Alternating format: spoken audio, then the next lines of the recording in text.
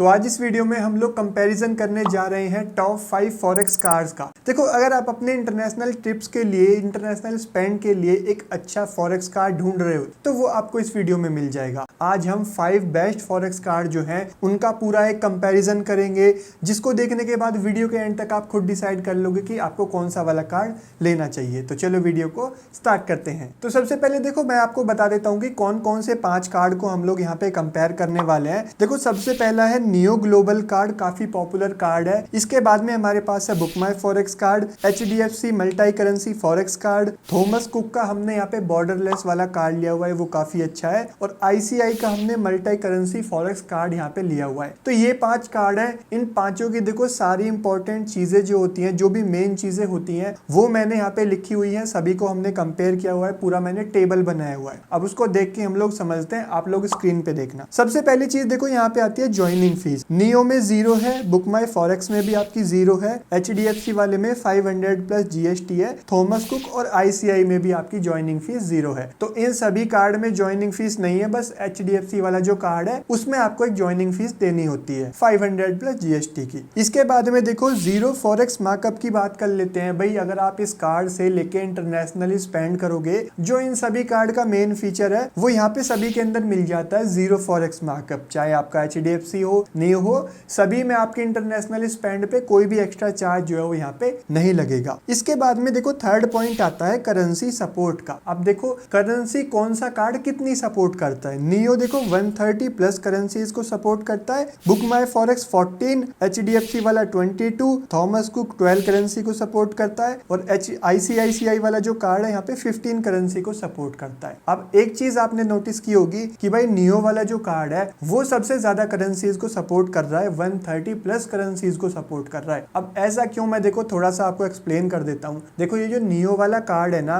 ये डिफरेंट है, और ये जो बाकी के 4 कार्ड है एक प्रॉपर फॉरेक्स कार्ड है। नियो का जो कार्ड है ना, वो कुछ इस तरीके से है जैसे कि हमारे पास नॉर्मल बैंक का जो डेबिट कार्ड होता है ना, सेम नियो उसी की तरह है। लेकिन यहाँ पे बेनिफिट पता है आपको क्या है, कि बैलेंस तो आपका इंडियन करेंसी में ही रहेगा, जैसे हमारे नॉर्मल जो डेबिट कार्ड या अकाउंट के अंदर होता है। लेकिन इस कार्ड से आप इंटरनेशनली स्पेंड कर सकते हो, और इस कार्ड में 130 प्लस करेंसीज का आपको सपोर्ट मिल जाता है, और बाकी सभी में कम है। तो यहाँ पे नियो में ये चीज आपको थोड़ी बेहतर मिलती है। इसके बाद में देखो, यहाँ पे क्रॉस करेंसी मार्कअप फीस की बात करें तो देखो, वो नियो में 0 है, बुक माई फॉरेक्स में 3.5%, HDFC में 2%, थॉमस कुक में 3 to 3.5% है, और ICI वाले में 3.5% के। तो यहाँ पे नियो में आपको एक बेनिफिट मिल रहा है कि क्रॉस करेंसी मार्कअप चार्जेस भी 0 हैं। अब बाकी वालों में क्यों है, मैं आपको थोड़ा उसको भी बता देता हूँ। देखो, जैसे कि मैंने अभी आपको बताया कि नियो में भाई एक ही करेंसी लोड करते हो, फिर आप उसको 130 प्लस करेंसीज में यूज कर सकते हो। और बाकी वाले जो कार्ड थे HDFC, ICI, ये सब, इनमें क्या होता है कि इसमें करेंसी का वॉलेट मिलता है, पहले आपको वो करेंसी लोड करनी पड़ती है जिसमें आपको यूज करना है। अब फॉर एग्जांपल भाई, आपको US डॉलर्स में स्पेंड करना है और आपने डॉलर्स लोड करके रखे हैं, लेकिन वहीं पे आप कोई पेमेंट ऐसी है, कोई ट्रांजेक्शन ऐसी है, मान लो आपने दूसरी करेंसी में कर दी, यूरो में, JBP और कोई करेंसी में कर दी, और लोड आपने US डॉलर करा है, तो ऐसे में फिर आपके क्रॉस करेंसी मार्कअप चार्जेस हैं जो है वो अप्लाई हो जाते हैं। तो इस तरीके से इन बाकी वाले जो कार्ड हैं उनमें क्रॉस करेंसी चार्जेस लगते हैं, नियो में नहीं है। नियो में क्योंकि एक ही इंडियन करेंसी वाला बैलेंस रहता है, उसी को आप यूज करते हो, तो क्रॉस करेंसी चार्जेस का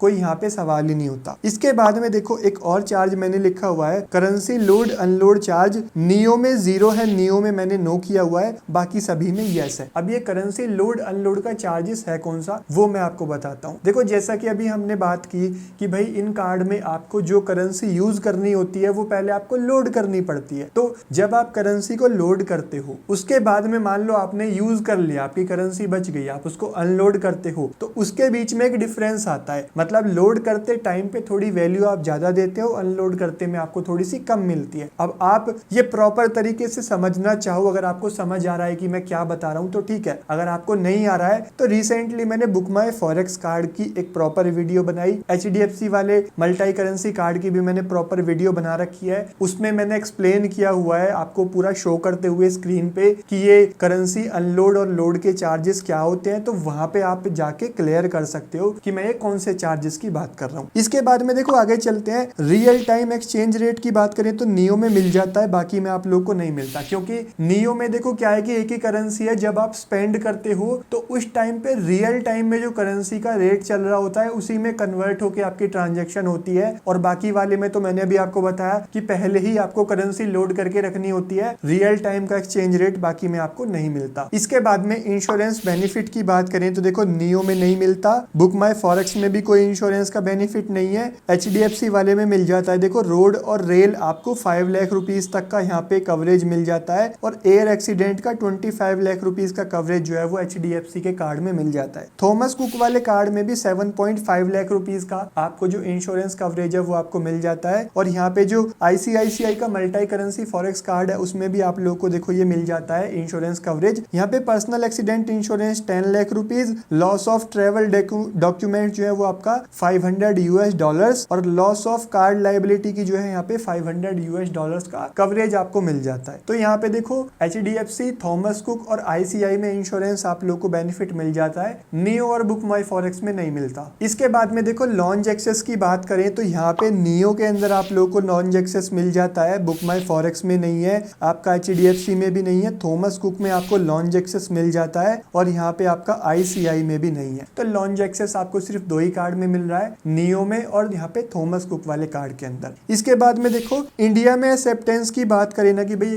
कार्ड जो है वो इंडिया में कौन सा चल जाएगा, तो वो सिर्फ नियो के आगे मैंने यस लिखा हुआ है, नियो वाला कार्ड इंडिया में चल जाएगा और बाकी जो कार्ड है वो डायरेक्टली नहीं चलेंगे, क्योंकि देखो वो एक प्रॉपर फॉरेक्स कार्ड है और नियो वाला कार्ड मैंने आपको स्टार्टिंग में ही बताया वो इन सबसे बिल्कुल डिफरेंट है। वो तो हमारे नॉर्मल डेबिट कार्ड की तरह है जैसे हमारा नॉर्मल वाला कार्ड होता है, बस फर्क उसमें इतना है, उसमें बेनिफिट आपको ये मिलता है कि उससे आप इंटरनेशनली स्पेंड कर दोगे तो उसमें भी आपके जो चार्जेस वगैरह लगते हैं नहीं लगते और वो एक फॉरेक्स कार्ड की तरह काम करता है, क्योंकि उसमें अब इंडियन बैलेंस है तो आप मान लो अपनी इंटरनेशनल ट्रिप को कंप्लीट करके आ गए हो, इंडिया में यूज करना चाहते हो तो वो भी वहां पे बड़े आराम से हो जाएगा। इसके बाद में देखो ATM कैश विड्रॉल की बात करें, ये काफी इंपॉर्टेंट चीज है। तो देखो नियो में 425 rupees plus GST per transaction का चार्ज लगेगा। आप जिस भी कंट्री में आप ATM कैश विड्रॉल करोगे इतना आपका चार्ज लगेगा। बाकी हम सारे कार्ड हैं उनकी देखें जैसे कि book my forex, ICI, Thomas cook और HDFC वगैरह, इन सभी में US$ का मैंने एग्जांपल लेते हुए लिखा हुआ है $2 पर ट्रांजेक्शन, सभी में यहाँ पे सेम है। अब देखो ये प्रॉपर फॉरेक्स कार्ड है, इनमें $2 पर ट्रांजेक्शन का जो चार्ज है वो ATM कैश विड्रॉल का लगने वाला है। बाकी ये US$ का हमने एग्जांपल लिया, सभी करेंसी के अकॉर्डिंग अलग अलग यहाँ पे चार्ज होने वाला है। तो ये सारी इंपॉर्टेंट चीज है इन सभी कार्ड में। अभी आपने देखा होगा कि भाई किस कार्ड में क्या कुछ आप लोगों को मिल रहा है, आपने डिसाइड करा होगा कि भाई यहाँ पे आपके रिक्वायरमेंट को कौन सा वाला कार्ड फुलफिल कर रहा होगा। अब इसके बाद में एलिजिबिलिटी क्राइटेरिया पे आ जाते हैं कि भाई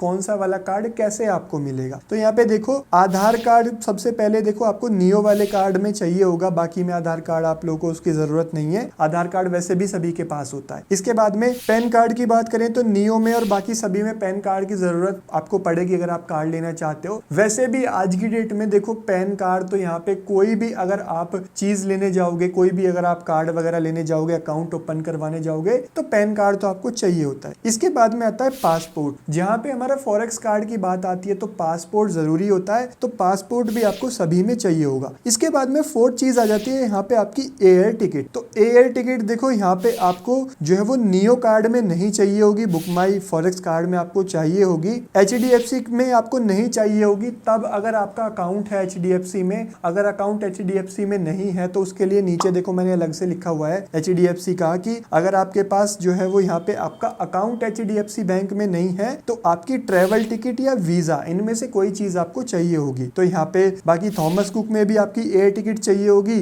ICICI में भी आपकी चाहिए होगी, नियो में आपकी नहीं चाहिए। अब यहाँ पे ये काफी इंपॉर्टेंट चीज बन जाती है कार्ड लेने के लिए कि भाई अगर आपके पास एयर टिकट होगी ये वाले कार्ड आपको तभी मिलेंगे। एक नियो वाला ऐसा कार्ड है कि अगर आपके पास एयर टिकट नहीं है तब भी वो आप लोगों को मिल जाएगा। इसके बाद में एज क्राइटेरिया की बात करें तो 18 के अबव आराम से ये वाले कार्ड जो है वो आप लोगों को मिल जाएंगे। और नीचे देखो HDFC में अगर आपका अकाउंट नहीं है तो थोड़ा सा जो यहाँ पे आपका क्राइटेरिया है वो अलग है, आपको जो है यहाँ पे देखो पासबुक या 1 साल की स्टेटमेंट चाहिए होगी कार्ड लेने के लिए। तो ये सारा क्राइटेरिया है सभी अलग अलग कार्ड का। अभी आप लोग चूज कर सकते हो कि भाई आपको किस कार्ड में क्या कुछ मिल रहा था, आपको कौन सा वाला कार्ड आपके लिए यहाँ पे बेहतर रहेगा, आप अपने अकॉर्डिंग डिसाइड कर सकते हो।